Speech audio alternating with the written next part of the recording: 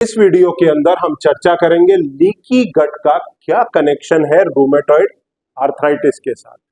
देखिए, जब भी आप किसी आयुर्वेदाचार्य के पास जाते हैं रूमेटॉइड का ट्रीटमेंट कराने, तो उनका कहना होता है कि रूमेटॉइड आपके पेट से जुड़ी हुई समस्या है, वहां से इसकी शुरुआत होती है।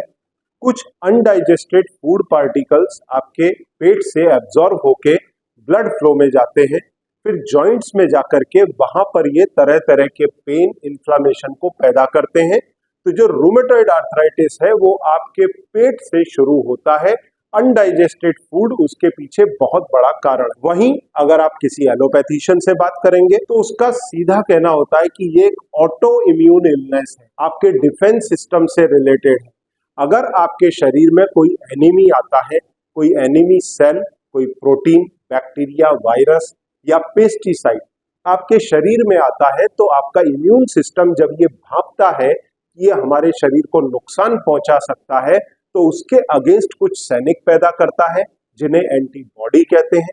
अब अगर ये antibody rheumatoid arthritis antibody RA antibody है या फिर एंटी सीसीपी एंटीबॉडी है, तो ये उस एंटीजन को तो डैमेज करेंगे ही, परंतु चूंकि उसका स्ट्रक्चर हमारे जॉइंट के टिश्यू से मैच करता है, तो वहां जाकर के भी अटैक करेंगे।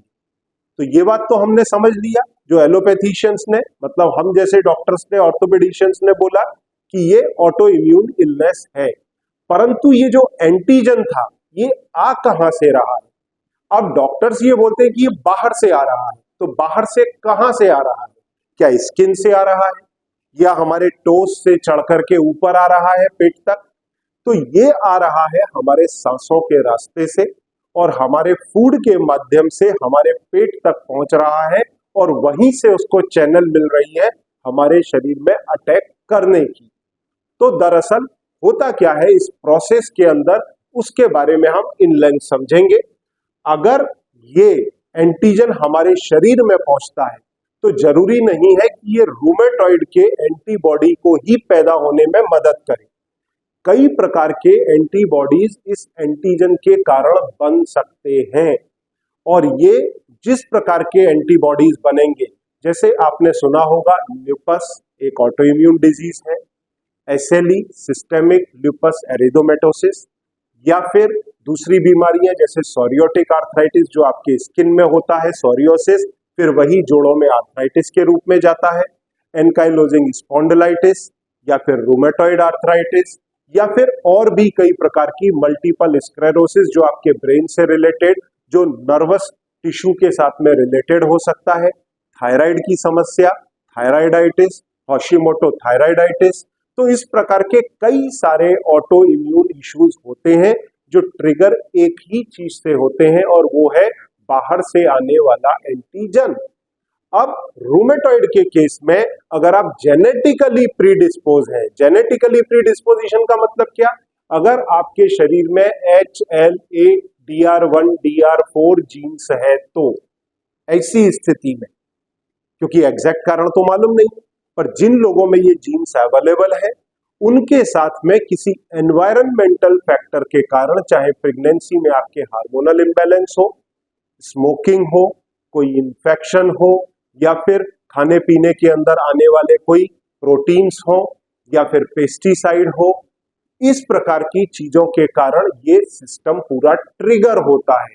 तो दरअसल होता क्या है, यहां पर शुरुआत होती है लीकी गट की।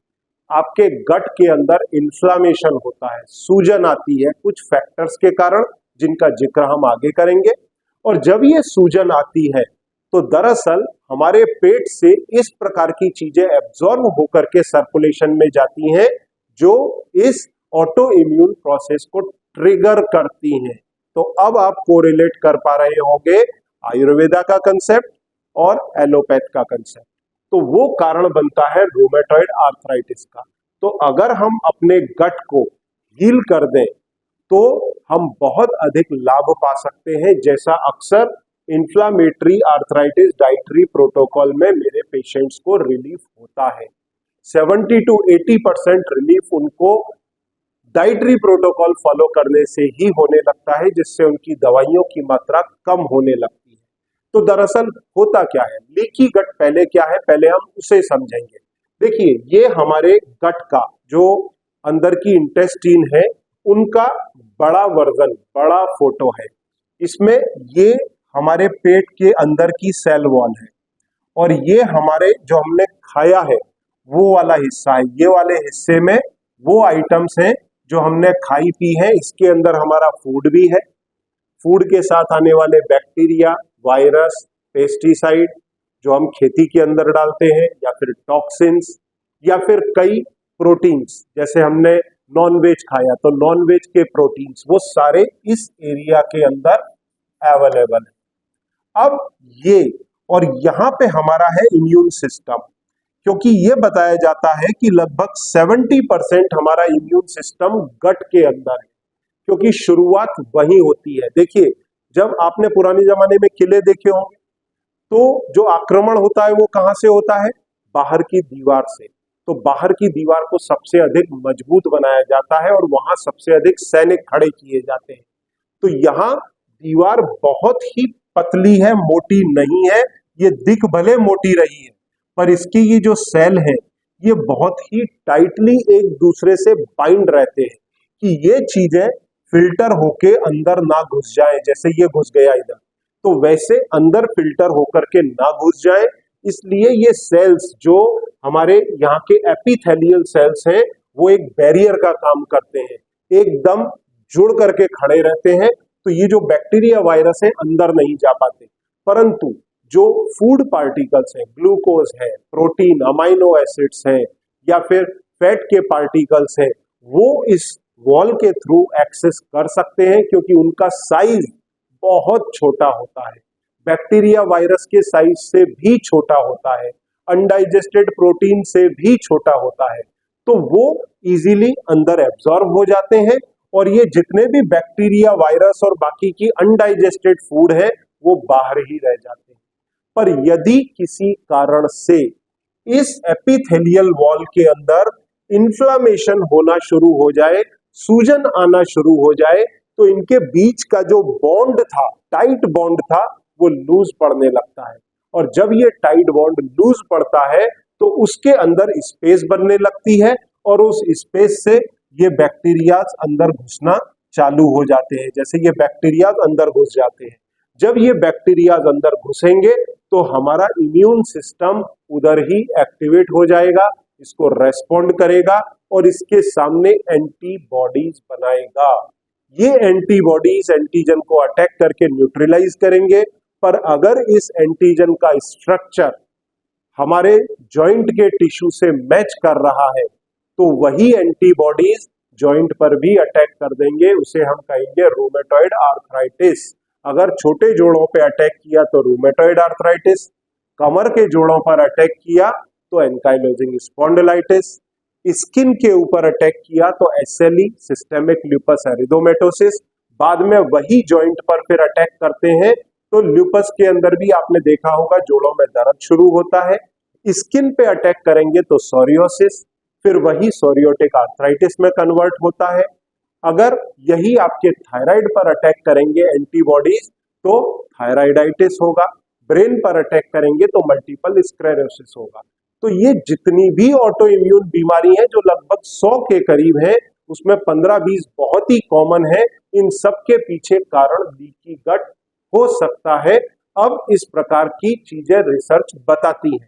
तो इसमें आगे होता क्या है और कौन से फैक्टर इसमें कंट्रीब्यूट कर सकते हैं। तो सबसे पहले जो फैक्टर कंट्रीब्यूट करते हैं आपका पुअर डाइट। अगर आपके डाइट में रिफाइंड शुगर काफी अधिक है, रिफाइंड कार्बोहाइड्रेट, जिनको प्रोसेस्ड कार्बोहाइड्रेट, जैसे चावल खाएंगे तो चमकता हुआ, तो इस तरह के प्रोसेस्ड फूड अगर आप ज्यादा लेते हैं या फिर आप ट्रांस फैट, सैचुरेटेड फैट ज्यादा लेते हैं तो उस कंडीशन में गट में इन्फ्लामेशन हो सकता है। इस गट की लाइनिंग में इन्फ्लामेशन हो सकता है। यहां पर देखिए ये म्यूकस की लाइन है। ये म्यूकस जो है ये अनवांटेड चीजों को अंदर जाने नहीं देता, परंतु इसमें इन्फ्लामेशन नहीं है। और ये बॉन्ड देखिए हेल्दी टाइट जंक्शन है। ये यहाँ पर ज़ोन्युलिन प्रोटीन एक इंपॉर्टेंट रोल अदा करता है। परंतु जहां पर हमने देखा है लीकी गट होती है, इसकी मात्रा बढ़ जाती है और ये जॉइंट लूज हो जाता है। वैसे ही अगर हमने कोई ऐसा फूड खाया जो हमारे लिए एलर्जिक है या हम उस फूड के लिए ज्यादा सेंसिटिव है, तो उसमें क्या आता है, ग्लूटेन जैसा गेहूं, उसके बाद में आपका लैक्टोज मतलब डेयरी प्रोडक्ट्स, और उसके अपार्ट कई प्रकार की चीजें जिनको हमारी बॉडी सहन नहीं कर पा रही, जो हमारे को एलर्जी टेस्ट में मालूम पड़ता है। जैसे कई लोगों को आलमंड का एलर्जी है, कई लोगों को जो डस्ट है उसका एलर्जी है। तो इस प्रकार की चीजें भी यहां पर इन्फ्लामेशन को बढ़ा सकती हैं और लीकी गट को प्रेसिपिटेट कर सकती हैं। फिर उसके बाद में हमारे गट का अगर बैक्टीरियाज का बैलेंस बिगड़ जाए, क्योंकि हमारी बड़ी आंत के अंदर जो बैक्टीरियाज होते हैं अगर उनका ओवर ग्रोथ हो जाए, तो उस कंडीशन में जो अनहेल्दी बैक्टीरियाज हैं उनकी मात्रा बढ़ जाती है और वो भी इन्फ्लामेशन गट में बढ़ा सकती है। फिर उसके बाद में कई प्रकार के इन्फेक्शंस, जैसे कि यदि स्मॉल इंटेस्टाइन के अंदर बैक्टीरिया का ओवर ग्रोथ हो जाए तो उस कंडीशन में ऐसा हो सकता है। उसके बाद में अगर क्रॉनिक स्ट्रेस है, अगर आपके जीवन में स्ट्रेस ज्यादा है, चाहे वो जॉब रिलेटेड हो या फैमिली स्ट्रेस हो, तो उस कंडीशन में भी गट के अंदर इन्फ्लामेशन बढ़ सकता है। फिर कुछ मेडिसिन जैसे दर्द की गोलियां या एंटीबायोटिक, इसमें एंटीबायोटिक एक बड़ा रोल अदा करती है क्योंकि ये हमारे गट माइक्रोबायोम को डिस्टर्ब कर देती है। तो उसके कारण आपने देखा होगा कई एंटीबायोटिक लेने पे आपको जुलाब लग जाते हैं, लूज मोशन हो जाते हैं। तो ये भी एक कारण बन सकता है पेट में इन्फ्लामेशन का। फिर इसके साथ में कई एनवायरमेंटल फैक्टर जैसे टॉक्सिन्स, पेस्टिसाइड वगैरह या हैवी मेटल्स, या फिर इसके साथ में जो बैक्टीरिया और वायरसेस हैं या किसी प्रकार का इन्फेक्शन है, वो यहाँ गट में अगर इन्फ्लामेशन कर देता है तो ये लीकी गट को जन्म देगा और बैड बैक्टीरियाज यहाँ से अंदर एंटर करने लगेंगे, ब्लड फ्लो में जाएंगे, टॉक्सिन्स अंदर जाएंगे। ये देखिए टॉक्सिन, ये बैक्टीरिया, और ये यहाँ पर इम्यून सिस्टम को एक्टिवेट कर देगा और फिर वो बनाएगा एंटीबॉडी और एक बीमारी का सिलसिला शुरू हो जाएगा। अब यदि हमें इसको कंट्रोल करना है तो इसको कैसे किया जा सकता है? यदि हम अपनी डाइट में करेक्शंस कर लें तो बहुत अधिक हद तक लीकी गट को ट्रीट किया जा सकता है। और भी कई सारे तरीके हैं जो मैं आपको नेक्स्ट स्लाइड में बताऊंगा, उनके माध्यम से लीकी गट को, अपने गट हेल्थ को इंप्रूव करके आप ऑटो इम्यून डिजीजेस के अंदर भारी लाभ पा सकते हैं। तो अक्सर हम लोग इस प्रकार के इन्फ्लामेटरी आर्थराइटिस रेमिशन प्रोटोकॉल की लोगों को गाइडेंस देते हैं और इसके अंदर ये 6 महीने का प्रोग्राम होता है, जिसमें शुरू के 3 महीने में हम इस प्रकार की डाइट देते हैं, रेस्ट्रिक्टेड डाइट देते हैं, जिसमें इस प्रकार की चीजें जो आपके बॉडी में ऑटो इम्यून प्रोसेस को इनिशिएट कर सकती हैं, शरीर में इन्फ्लामेशन को बढ़ा सकती हैं, उन सभी को रेस्ट्रिक्ट कर दिया जाता है। फिर 3 महीने के बाद में 1 बाय 1 उन चीजों को रीस्टार्ट करके देखा जाता है कि आपके साइन और सिम्टम्स ज्यादा बढ़ तो नहीं रहे।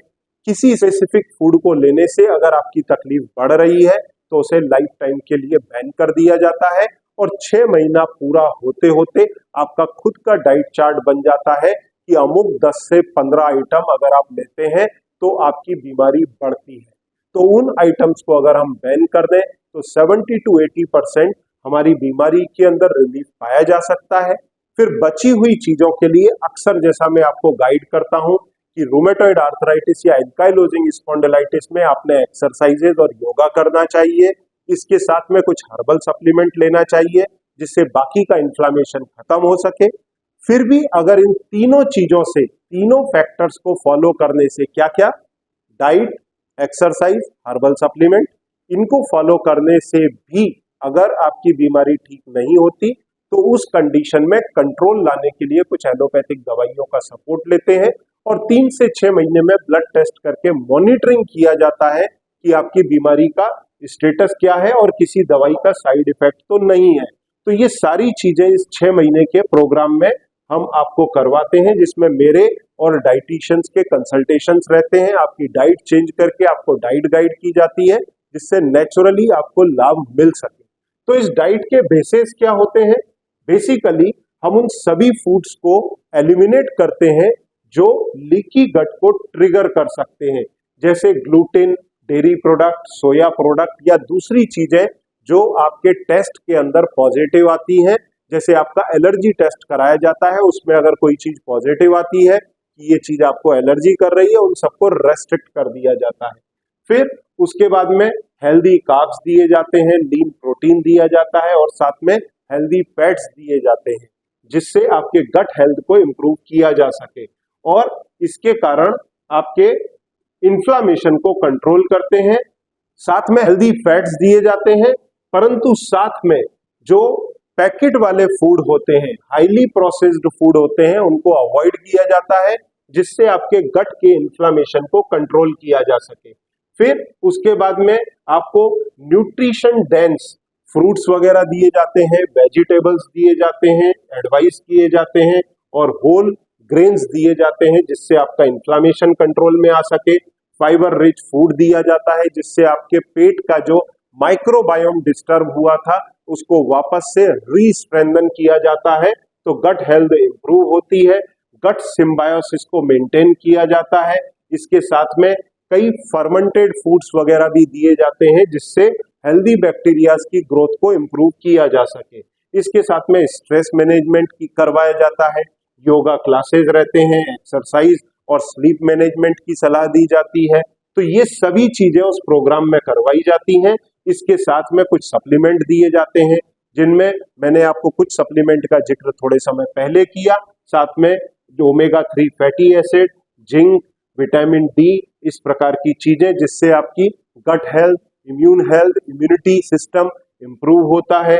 और इसके साथ में कुछ डाइजेस्टिव एंजाइम या फिर ऑर्गेनिक फूड और सप्लीमेंट, और स्पेसिफिकली यहाँ मैं जिक्र करूंगा 4 स्टेप आर का सेवन करने से आपके गट में, आपके डाइजेशन में भारी इंप्रूवमेंट आता है। तो ये सारी चीजें डाइटरी प्रोटोकॉल में कराई जाती हैं, जिससे आपके लीकी गट को एड्रेस किया जा सके और आपकी बीमारी में नेचुरली डाइट के माध्यम से लाभ पाया जा सके। तो यदि आप भी रूमेटॉइड आर्थराइटिस, एंकाइलोजिंग स्पॉन्डिलाइटिस या दूसरी ऑटो इम्यून डिसऑर्डर्स के साथ में 1-2 हो रहे हैं, तो ऐसी स्थिति के अंदर आप सामने दिए गए नंबर पर संपर्क करके मेरी और मेरी टीम की मदद ले सकते हैं। Thank you very much.